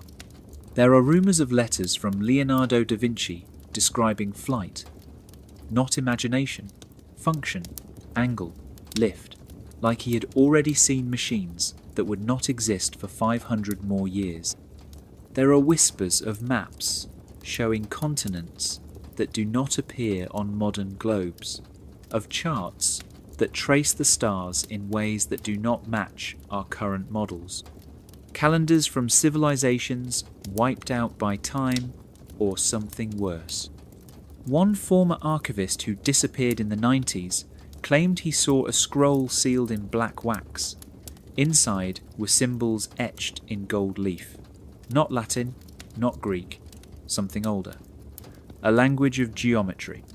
He said when he looked at it too long, it felt like it was looking back. The Church says the archives are restricted to protect the fragile documents, to guard the truth until it is safe to share. But how long is safe? 100 years? 1,000? Or is it never? Because if even half of what's listed in those shelves is real, then everything we know about human history changes. The wars, religions, the inventions, the timelines, all of it. The hidden vault isn't just a place. It's a boundary between the world we know and the one that was stolen from us. And the scariest part isn't what's in it.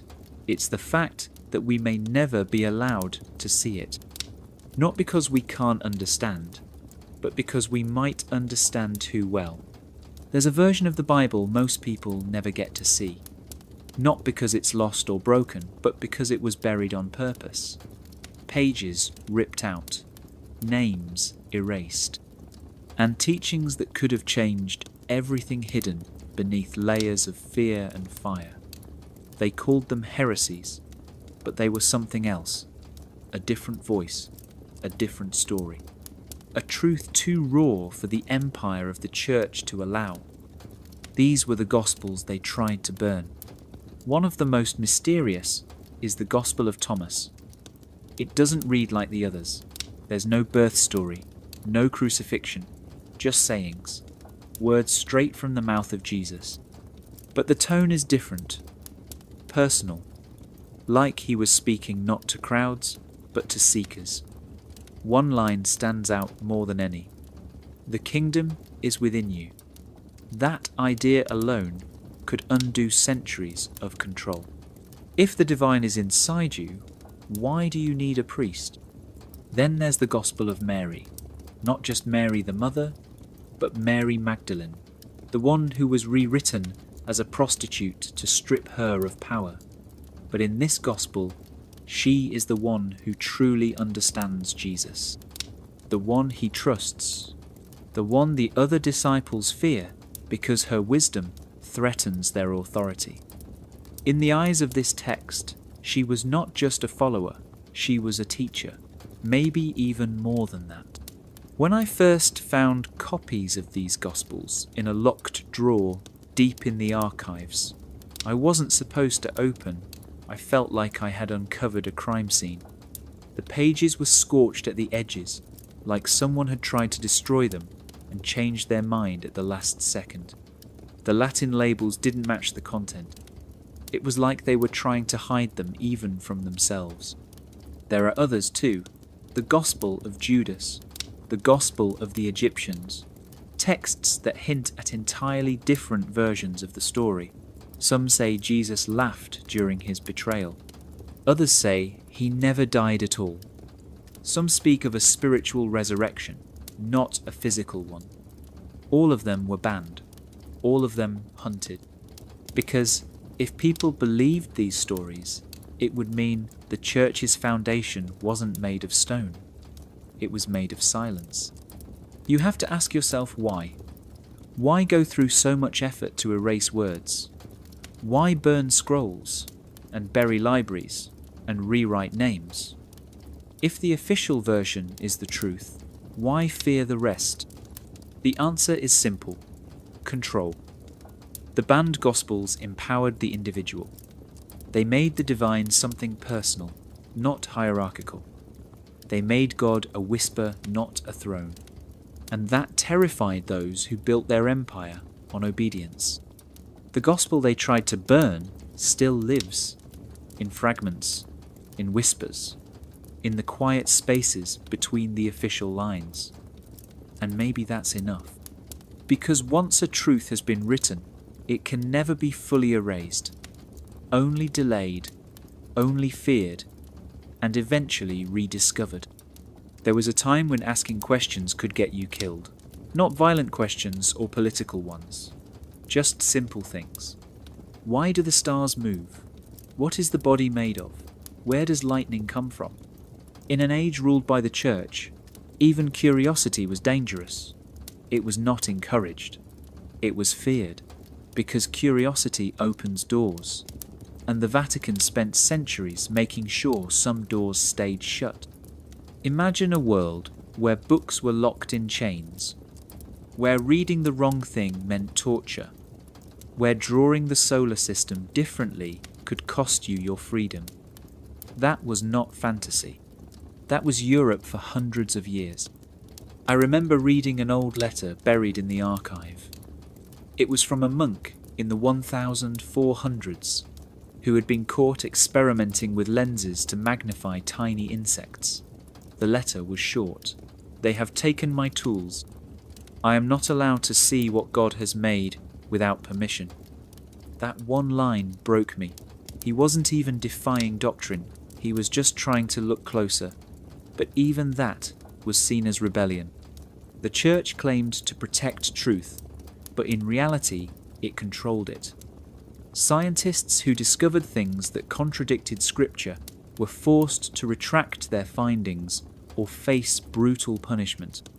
Galileo was forced to deny what he saw with his own eyes, not because he was wrong, but because he was early, because the world was not ready for the sky to contradict the Bible. Philosophers too were hunted. Men who questioned the nature of reality, of the soul of time itself, were labelled heretics. Some were imprisoned, some were burned, others simply vanished. Their books disappeared, their names scratched out from records. And it wasn't just about religion, it was about power. If people started to think for themselves, to explore, to question, they might realise that the church was not the only path to knowledge. That scared those in charge more than anything. I once held a banned book on anatomy. It showed muscle bones and veins. It had been copied in secret by students who risked their lives just to understand how the human body worked. There were blood stains on the pages, not from the drawings, from the people who had died to protect them. You might think that was all long ago, but even today, echoes of that fear remain. Certain books are still restricted. Certain questions are still silenced. The war against curiosity never fully ended. It just changed form. The truth is, the church was never just fighting science. It was a fighting wonder, that spark in the human soul that refuses to settle for easy answers, that hunger to understand. When curiosity became a crime, knowledge became contraband.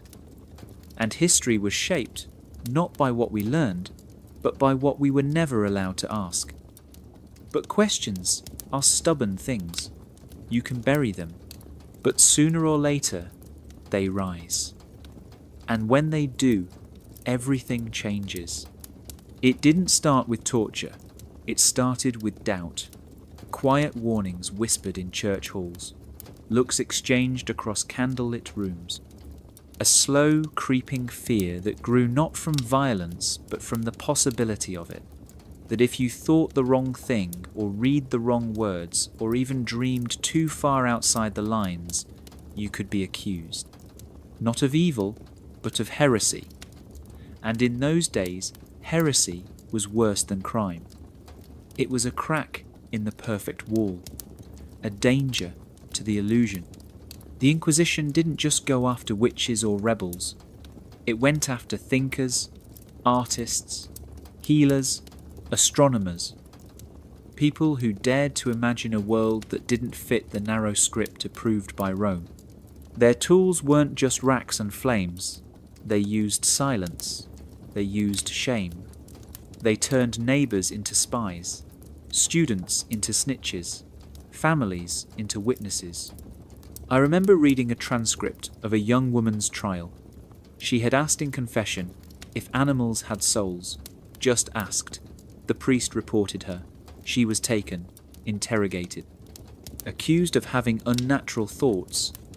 Her entire life unravelled from a single question. That is how fragile reason became. Not because it was wrong, but because it was dangerous. Schools began to teach obedience over thought. Stories replaced science. Saints replaced scholars. Wonder was labelled temptation. And so, over time, the mind bent inward, not out of stupidity. Out of survival, it was safer to believe than to doubt. Safer to repeat than to explore. Safer to fear the unknown than to reach for it. Generations grew up inside that cage, not even knowing it was a cage. That's the cruelest part.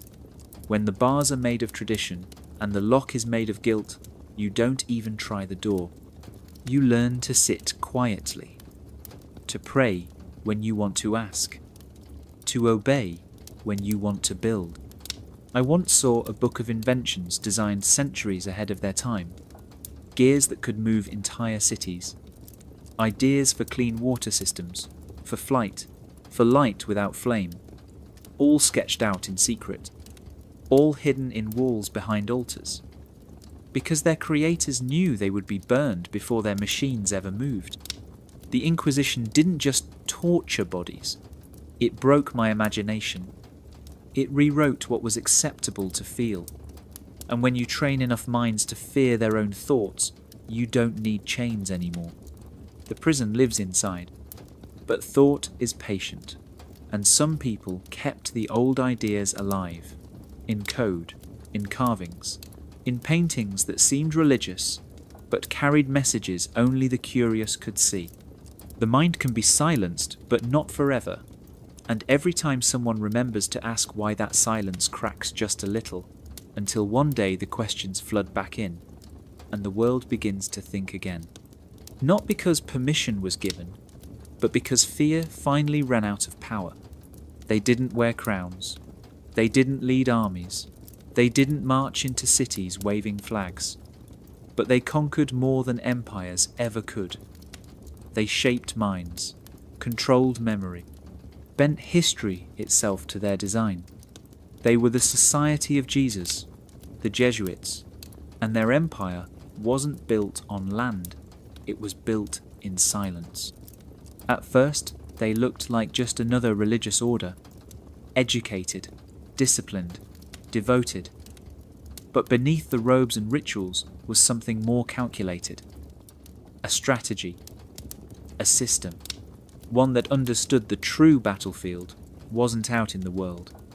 It was inside the classroom, inside the courtroom, inside the mind. I remember the first time I saw the chart. A hand-drawn map from a dusty drawer in the archives. It didn't mark countries, it marked an influence. Universities, royal advisors, publishing houses, political confessions. Every dot was a place where a Jesuit had once served, or still did. It looked less like a religious mission and more like a spiderweb wrapped around Europe. They started with schools, not just any schools, the best ones. They trained princes, taught diplomats, wrote the textbooks. If you learned Latin math philosophy or theology in the 1600s, chances are you learned it from a Jesuit. And with every lesson came something else, a subtle shaping, a narrowing of possibility. You didn't just learn facts, you learned how to think, and more importantly, how not to. Then came the courts, not as lawyers, as confessors, spiritual advisors to kings, queens, and generals, whispering behind thrones, offering guidance in the name of God, but also in the name of policy. The Jesuits weren't just men of faith, they were men of strategy. They kept records, tracked secrets, knew who owed what to whom. Some historians say they knew of battles before the armies did, and that they could stop wars with a letter or start them with a rumour.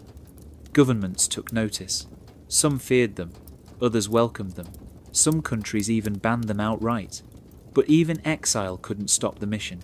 They went underground, changed names, continued the work, always teaching, always guiding, always watching. One document I found simply said, "The pen is the greatest sword." It was unsigned, but I know it was Jesuit, because their true power was never about force, it was about formation. You don't need to fight a king if you teach his son. You don't need to burn books if you write them first. People still see the Jesuits as a religious group, and they are. But they are also architects of thought, engineers of memory, guardians of a version of history that serves something far deeper than faith. Their empire was never loud, never flashy, but it was vast, and it is still here, in the way schools teach, in the way courts justify. In this way, governments speak of truth and tradition. It is a quiet empire, but silence has always been their sharpest weapon. Most people think of time as something fixed, a sunrise, a calendar, a ticking clock. But what if time wasn't just something we follow, but something we're led through, like a hallway built to control where we go and what we see? That hallway has a designer, and for centuries, that designer was the church. They didn't invent time, but they shaped it, bent it, cut it, hid pieces, added others, all to create a version of history that fit the story they wanted to tell. If you control the past, you control the present. And if you shape the future before it arrives, you control what people believe is possible. One day in the archives, I found a small box labelled only with a date. Inside were letters between priests and astronomers. They were trying to align the calendar with the stars, but not in the way scientists would. This wasn't about accuracy, it was about power. They were deciding when holy days should fall, not based on actual events, but on symbolism, on messaging, on control. Easter, for example. The date changes every year. Why? Because it's tied to a lunar calendar, the full moon after the spring equinox. That sounds poetic, but it's also strategic.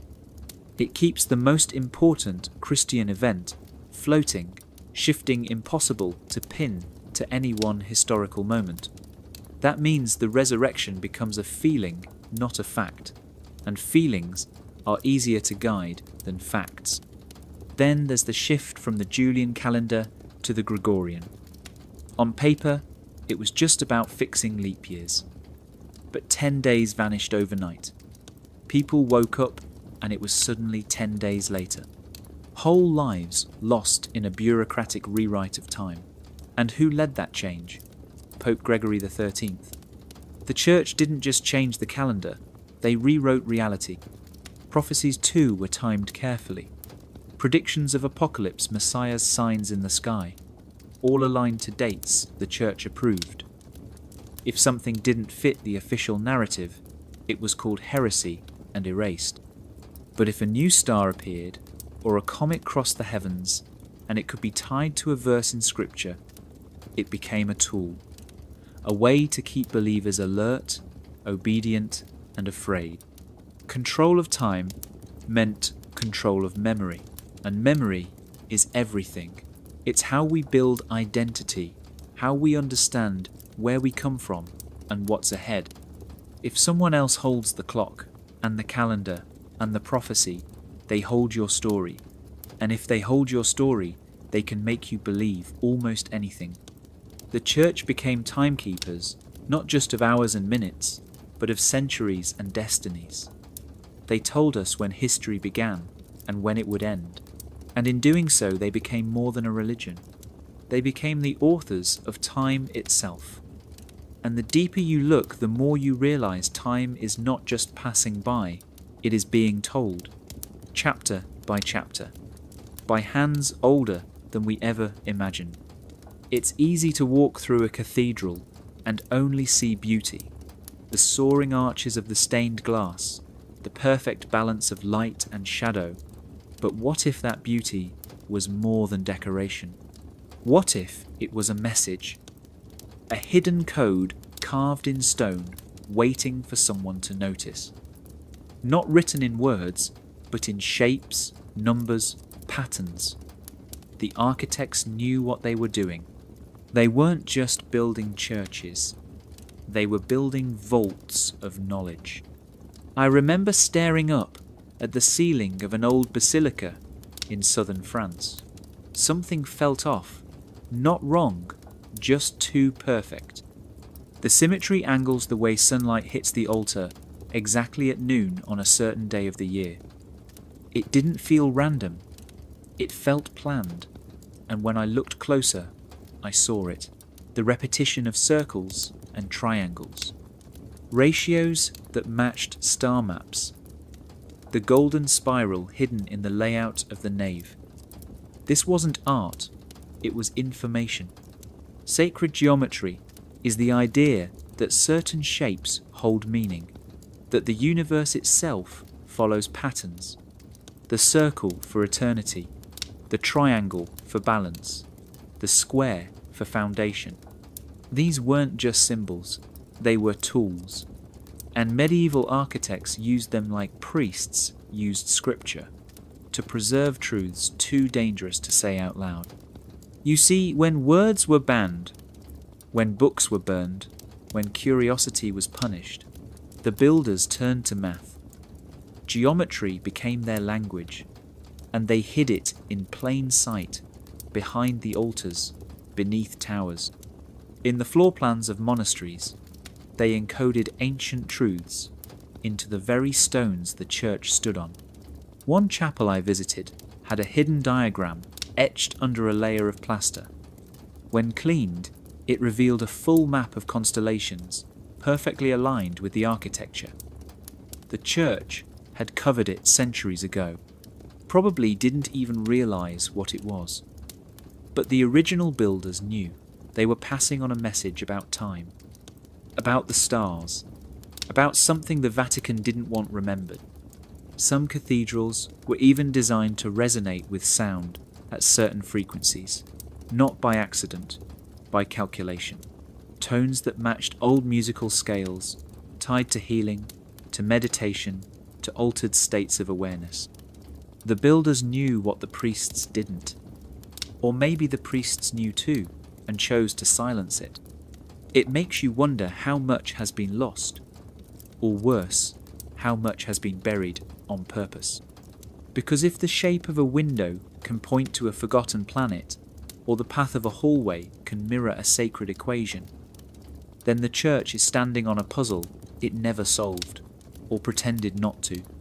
The architects couldn't speak openly, but they built with intention. Every line, every angle, every stone was part of a message, and they left that message not for kings or cardinals, but for the future, for the ones who would one day ask why this place feels different. Why does it hum with something older than faith? Because some truths can't be shouted. They must be carved, whispered in math and stone and silent, and they are still waiting to be read. There is the church that everyone sees, the one with balconies and blessings and bells that echo across city rooftops, the one that holds ceremonies in the open and makes statements in front of cameras. But behind that curtain, some say there is another church, one that doesn't speak to the public, one that doesn't answer to the Pope, a hidden hierarchy beneath the surface, pulling strings with quiet precision. They call it the church beneath the church. I first heard whispers of it from an old scholar in Rome. He wouldn't speak the names out loud, but he showed me symbols carved into places no visitor was ever supposed to see, strange insignias on library walls, seals on envelopes that never went through normal channels. He said if the Vatican was a stage, then this was backstage, the control room, the quiet eye watching everything. This secret structure isn't written in public documents.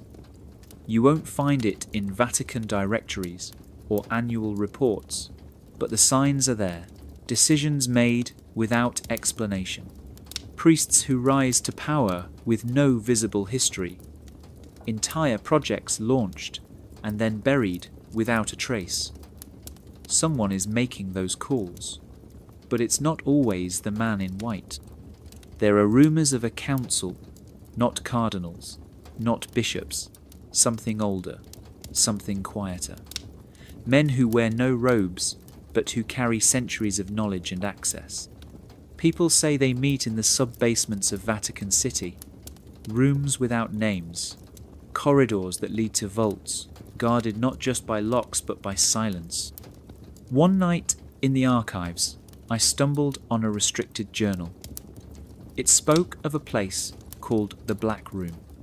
No details, just that it was below the level where official records end. A priest had been assigned to clean near it once. He wrote only this: I heard voices behind the stone. They knew I was listening. Even the Pope is not immune to this shadow. Some believe he is briefed, but not fully included. that he serves as the face, while others shape the flow of money, politics, doctrine, and memory. This would explain why popes sometimes speak of reform but then go quiet, why questions get asked but never answered, why history keeps repeating in patterns too controlled to be random. The church beneath the church does not seek followers. It seeks order, preservation, control over what is remembered and what is erased. It does not need prayers or parades, only obedience and silence. If this hidden power structure is real, it changes everything. It means the Vatican is not just a religious institution, it's a mask. And behind that mask are forces that have shaped kings, toppled empires, and rewritten centuries without ever stepping into the light. And maybe the scariest part is this. If the church beneath the church exists, we were never supposed to know, which makes you wonder what else it is hiding, and how deep the truth really goes. Some years leave a mark, wars start, kings fall, comets blaze across the sky. But then there are years that feel too quiet, too smooth, like pages added to a story that no one remembers reading. These aren't just empty years. Some believe they never happened at all. Welcome to the theory of the year that never was. It started with a question. Why does it feel like certain centuries left no trace behind? From around 614 to 911 AD, the world seemed strangely blank. Few records, no major discoveries, no lasting buildings. Whole generations passed with almost nothing to show for it. Historians call it the Dark Ages. But what if that darkness was artificial? What if someone turned off the lights on purpose? This is where the phantom time hypothesis comes in. A theory that about 300 years of history was simply invented, not lost, not forgotten, forged, fabricated by powerful rulers who wanted to rewrite their place in time. The main suspects are Otto III, the Holy Roman Emperor, and Pope Sylvester II. Together they had the means, the motive, and the tools to change the calendar itself. According to the theory, Otto wanted to rule in the year 1000, a year of prophecy and rebirth. But he was born too early, so instead of waiting, he adjusted the dates, added years, moved events.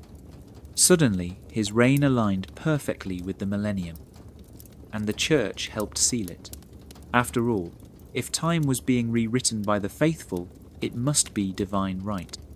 The Julian and Gregorian calendars give this theory fuel. When the switch happened in 1000, 582 10 days were erased to fix drift, but some say the correction should have been much larger, as if the missing time was never real to begin with. Astronomy backs it up. Recorded eclipses don't always match where they should fall. Stars seem off by centuries.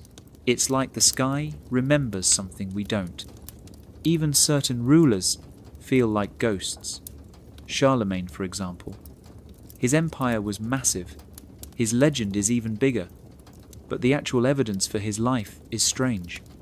Most of what we know comes from documents written long after he supposedly died. Statues, books, and coins all seem too clean, too perfect, as if they were made to fill in the blanks. Of course, mainstream historians reject this. They say the theory is flawed, that human error and lost records explain the gaps. But still, the feeling lingers. That history is full of placeholders. Years we learnt about, but never really felt. Rulers we're told to admire, but who left no fingerprints behind. The idea that time could be forged is terrifying, because if you can fake the past, you can control the future. You decide what came before, who mattered, what was forgotten. You shape reality itself, and maybe that's why the church was involved. Not just to bless the lie, but to protect it Because once you admit time can be edited, you have to ask what else has been rewritten, and how much of what we know was never real at all. It was small, just a folded piece of parchment tucked between pages of an unrelated manuscript. No seal, no label, no reason it should have survived. But it did. And when the priest opened it, he knew instantly this wasn't supposed to exist. The ink was faded, but the language was sharp. A mix of Latin and a dialect used only by scribes deep inside the Vatican. It wasn't a prayer. It wasn't a confession. It was a directive. A set of instructions dated over 800 years ago. And at the bottom, a name that should not have been there. A name tied to a council that history claims never took place. The document outlined the deliberate destruction of certain texts, not heretical writings, not pagan rituals, but early versions of scripture itself, gospel fragments, astronomical records, treatises on healing and sound and light. The list went on. Some had already vanished from every known archive. Others had never been catalogued to begin with. It was as if someone had designed a vacuum in time and memory. And here it was laid out in neat, careful handwriting. What struck the priest most was the tone. It wasn't panicked or harsh. It was calm, methodical, as if removing knowledge was just another part of church maintenance, like sweeping the floors or mending robes. There was no apology, just a single closing line. The faithful must not remember what never served the faith. For days the priest sat with the document. He reread it, cross-referenced names, dates, phrases. One location appeared twice. A sealed chamber beneath a basilica in Ravenna. Officially, it was just a crypt, unused and unremarkable. But an old map showed something more. A second floor below the crypt. No stairs, no access. As if it had been built and buried all in the same century. That was the moment he broke. He had accepted silence for years, made peace with mysteries, even looked the other way when he found books with missing chapters and shelves that changed overnight. But this was different. This was proof that there was a plan, that forgetting had been scheduled like Mass. He knew he couldn't keep it, so he copied the document by hand, not digitally, not scanned. Ink on parchment like the original. He stored the copy somewhere no one would expect, a place not even the church would think to look. And the original? He burned it, not out of fear, but to erase his trail, to make sure they wouldn't trace the leak back to him. What it implied was simple and devastating. That memory had been weaponized. That forgetting was not a flaw of history, but a function of control. And the church wasn't just a keeper of the sacred. It was a curator of reality, selecting what remained and quietly erasing what did not. The seal had been broken, and for the first time he wasn't just a priest, he was a witness, and that made him dangerous. There are things the church still fears, not bombs or protests or angry letters, but questions, old questions that never got answers, questions that pull at threads they worked for centuries to bury. Not because they don't know the answers, but because they do. The truth isn't always loud. Sometimes it waits in silence, in locked drawers, in crumbling scrolls, with names no one says out loud. And the biggest secret isn't about angels or demons, or even Jesus. It's about time. About who wrote the story we all live inside, and what they left out on purpose. If people found out that entire centuries were forged, that calendars were adjusted to create a prophecy, or that the stars we see don't match the dates we're told, the illusion would collapse. If they saw how science was swapped for miracles, and how entire civilizations were painted over by saints. The cracks would be too big to hide. They fear the Gospel of Thomas because it says the kingdom of God is already here. They fear Mary Magdalene because she wasn't just a follower, she was a teacher. They fear old maps that show continents that no longer exist and machines that predate the church by thousands of years. Not because these things are evil, but because they prove we've been lied to. The illusion works because it feels complete. You grow up learning that history is settled, that the past is a straight line, but it's not. It's full of edits, blanks, substitutions. And behind each change is a motive: control.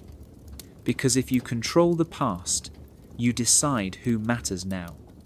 You decide what people can dream about tomorrow. What they still fear most is curiosity. Real curiosity. The kind that doesn't stop at Sunday school answers or dusty textbooks. The kind that reads banned books and asks why this chapter is missing.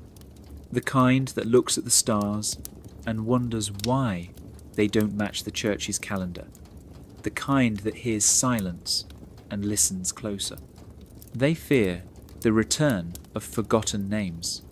Names that once opened doors and healed bodies and moved stone with sound. They fear someone walking into a cathedral and realizing the carvings aren't just decoration, they're instructions. They fear that once the truth is seen, it can't be unseen. That memory will wake up and not go back to sleep. This isn't about destroying faith. It's about freeing it, about lifting the veil and letting people choose what to believe with their eyes wide open. Because faith built on fear isn't faith, it's control. So if you've made it this far, you already feel it. That itch in the back of your mind. That sense that something doesn't add up. Don't ignore it. Follow it. Question everything. Because the greatest fear of those in power is not rebellion, it's remembrance. And sometimes remembering is the most dangerous thing you can do, but it's also the most important. The story they told us was always the same, that the light faded, that darkness fell over the world, that people forgot how to think, how to build, how to dream. They called it the Dark Ages, like the world itself went blind. But maybe the truth is simpler. Maybe the light wasn't lost. Maybe it was hidden. There are sparks still glowing under centuries of dust. Not just in books or ruins, but in you. In the questions that won't leave you alone. In the quiet moments when something doesn't feel right. When the story sounds too clean, too neat, too edited. The truth is not gone. It's scattered, locked in vaults, coded in stone. Whispers passed down through paintings, blueprints, cathedrals and myths. The flame never died. They just built walls around it. And now those walls are starting to crack. You don't need permission to ask questions. You don't need a collar, a degree, or a blessing to wonder what came before. You just need to care enough to look, to read between the lines, to notice what's missing, because what they erased still echoes. The pages they burned still have shadows, and memory has a way of finding its way back. This journey was never about hate or revenge. It was about remembering, reclaiming, looking at the world not as they want you to see it, but as it really is. A place filled with knowledge that never belonged to one group. A planet where truth doesn't bow to titles or robes. And maybe the greatest secret isn't in some hidden archive under the Vatican. Maybe it's in the fact that you were never meant to forget, that deep down you always knew something was wrong. That all those so-called heresies and banned gospels and missing centuries aren't just mistakes, they're signs, clues, Warnings that truth isn't what we're handed, it's what we uncover. The light was never lost. It was buried under fear, obedience, and silence. But you're here now, and that means something. It means you're willing to see, willing to feel the discomfort that comes with knowing you've been lied to, willing to ask what else they tried to keep from you. And you're not alone. There are others, quiet voices rising, artists, dreamers, ex-priests, historians, rebels, people digging into the past not to break it but to free it. People who believe that light belongs to everyone, not just the chosen few. So carry it, pass it on, protect it when they try to smother it again, because they will. But this time, it's different. This time, we remember. And that changes everything.